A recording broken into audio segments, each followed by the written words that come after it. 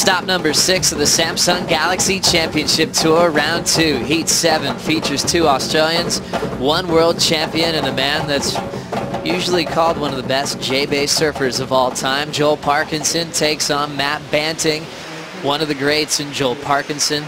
Always famous for getting the first wave, and he's sticking to that theme right now. Parko setting up that first top turn. Big float, making it look so easy. Style and grace from Joel Parkinson. He's got a big section down the line. He's chasing it with some big momentum. Lively float off the roof. Setting up another big top turn in that heavy section. Will just sneak out front in time to kick out to get the first score of the heat. Banting to answer. This one starting with some foam on the face. A little bit too deep. He'll reposition down the line. It really does, and you know, he was able to get the first turn, and then he finished strong. So great start for Joel. Banting up on a solid one out the back. Surfing patiently, just waiting for a first turn. So 2 waves quickly for Banting. Well, I think it's just it's personality. You know, let's take a look at this one. He got the first turn out the back. Gets the float, covers a ton of ground, but this is what I was talking about. Just see how smooth this section speeds up really quickly. Look at it, just covers so much ground. So quiet with the upper body, then big float, and somehow gets around that and gets another slam off the top. I mean, he covered top to bottom the entire point, and the whole time carrying a ton of speed. Here's from the drone angle. You know, now the conditions have just gone to butter. Very smooth, velvety, just fitting the same style as Joel Parkinson the conditions are. But I must say, Joel, being one of the favorites out here, there's so many elements that he brings to the table that are pleasing to the J-Bay walls. You know, it's it is style, and you know, I think, like I said, innate style. It's just a personality. It's not necessarily something you can teach. I mean, you can emulate style. So easy on the eye to watch. He opens up with a 7.67. Here comes Banting now, still looking for his first turn of this matchup. Nice casual carve.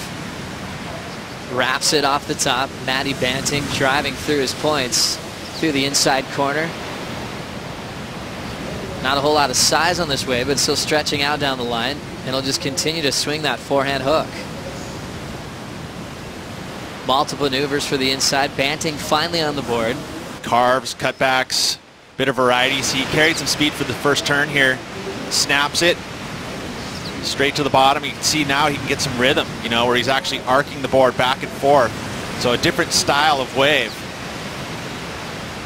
Difficulty probably similar, but I mean, I think you can say that Parko will probably keep that higher score just because of all the speed and the size of the wave that he carried.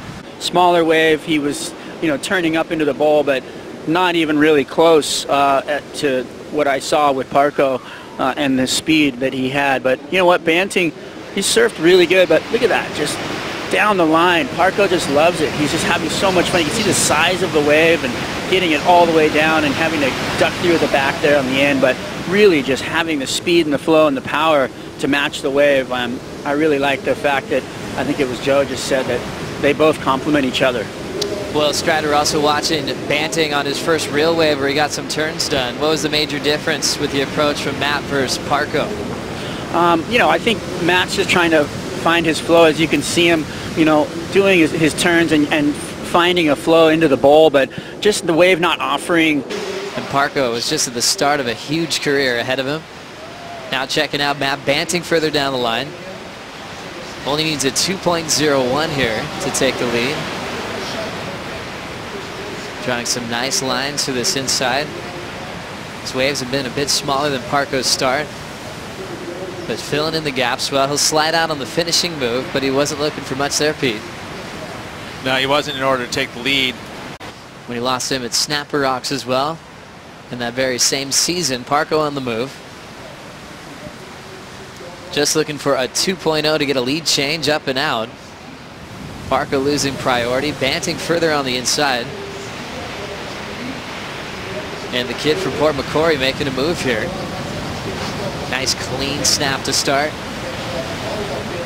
carves it off the lip. Nice easy tempo. Casual down carve, springing off the lip. They'll try to hang on to the finish, fighting for it, ends up incomplete. The little stumble at the end always kind of leaves a little bit of a tinge of bad taste in the judge's mouth. You'd like to see him have complete control there in that final move, but see, he had to kick out because that wave sectioned off and then fell right into the lap of Matt Banting. As you see, he just sets up the first turn, and I like that nice strong first turn. And this one he's able to arc the board a little bit further. Glides over that, keeps that speed down the line, but just beautiful wall. Didn't have to chase any of those sections, but there, a little bit of a stumble. The wave had the potential for it, yet he didn't really attack the wave, and I think the judges see that in these surfers. So Parko out the back now, trying to find something down the line. Beautiful float over the top of that one. Another hack, still holding speed off the bottom. Let's see what he's got into the lip. Another floater as he comes around to the inside section. Long, fast wall, throws it up into the lip again, floats it off the bottom, smashes. Little hack. Nothing huge, but definitely keeping the line all the way into the inside corner. Blows the tail out. All the fins free right there. Parko. Got the 6.5, but felt he could have pushed it a little bit farther, especially against a guy like Joel Parkinson. What about Parko on this wave, Pete? I love his wave choice. I mean, this was one of those waves that he likes, that hugs the reef. You know, this one had moved in onto the rocks, and it's a little steeper. He had to chase it, you know, very similar to what his first wave, where he's moving down the line and, you know, kind of horizontally. But at J-Bay, that's kind of the way things happen. You know, if you can kind of start to go vertical, which he does at the very end there. I like this wave. I feel like it's going to be in the kind of the same range as his first wave, and just because the wave was steeper, you know, and he had a bit more variety. You know, a little double float, and then the finish, you know, where he got those fins up above the lip, got more off the bottom and straight more approach into the lip, you know, more vertical. When he beat Ross. Yeah, and I'm thinking, I'm looking back on it, it was kind of glassy, right? Or was it was typical? Actually onshore and kind of sectiony. That's right. It actually was a bummer because the final wasn't that perfect. As we look at this wave, Banting gets barreled. Full wrapping cutback. Nice tight rebound. Just pacing his way down the line. It's not going to give him too much, so Banting kicks out. Is on search for an 8.67. 15.17 total. We talk about that 99 final. Decade later, Parko took another big win out at this venue. We're always expecting him to go all the way when he's got the jersey on here at the J-Bay Open. Joel up now, trying to improve on a 7.5. Little layback hack off the top. Flows right into a bottom turn and a foam climb. Just a redirect off the top to set up that vertical whip. There's that flow and rhythm. Goes for a layback blowtail and ends up laying down on that one. He's already got 2 pretty good scores, and he's not going to re-injure that knee, because it's one of those things, you know, you have scar tissue. As you watch the replay here, you know, beautiful glassy conditions. Nice little wraparound cut back here, and then sets up the inside. But during the middle or end of this wave, he's able to go straight up and get a bit more round. You know, his other waves, he was definitely pushing everything down the line, but this time able to use the bottom of the wave.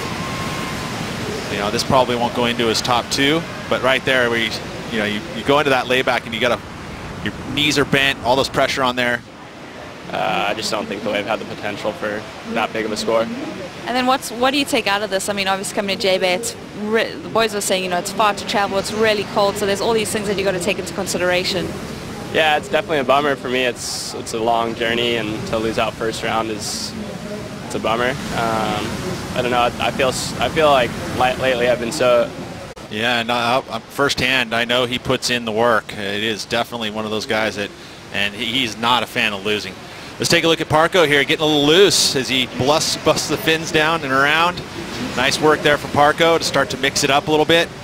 You know, he knows that there's a smaller wave, so he's got to go extra big. And at the end there, he goes down. But good surfing there from Joel Parkinson. That's right. Now Young dropped 2 spots after Fiji down to 13th, so still in a fairly solid position as you look to recover. Watching this one stretch out down the line, Banting has to kick out of there.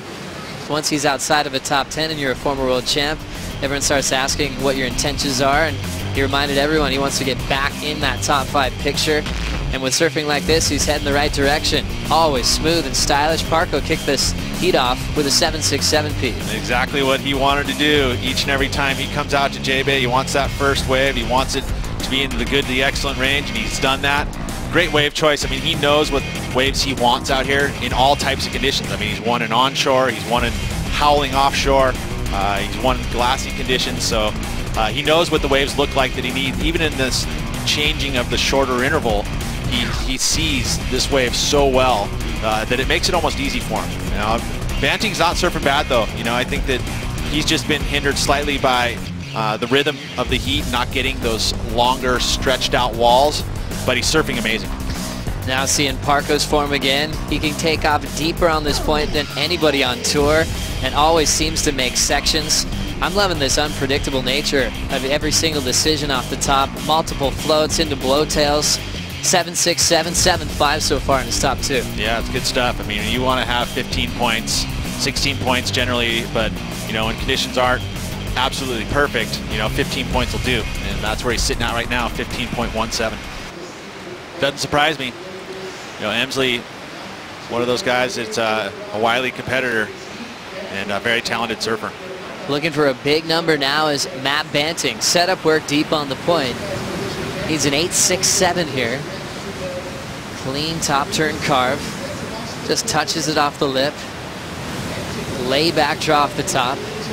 Matt needs something big here to get the score. He's going to run out of room. A minute and a half to go. Taking another look here. What were his options on this wave, Pete? Well, I mean, again, he had to chase it from the beginning, but a lot of that horizontal carve work, you know, there, was able to get the nose back the other way. You know, that one he tapped, you know, he could have probably given it a bit more. That was a nice carve, and then the wave ran off, so he wasn't able to get a finish. Parko on the next wave. As we have under a minute remaining in this matchup, snap to fall for Joel Parkinson. This heat, but still enough to be way out in front. Further down the line, Banting. Take to the air, kid. Comes off the bottom. Still going to the carve. Pete Mel looking for him to ramp up. We'll see if he's going to go for it here. Off the bottom, there's that throw tail going for a nose pick. And ends up going down. A tough heat for Matt Banting on the matchup. We know this kid's got a lot of talent. Had such a celebrated junior career. Was an exciting rookie last season.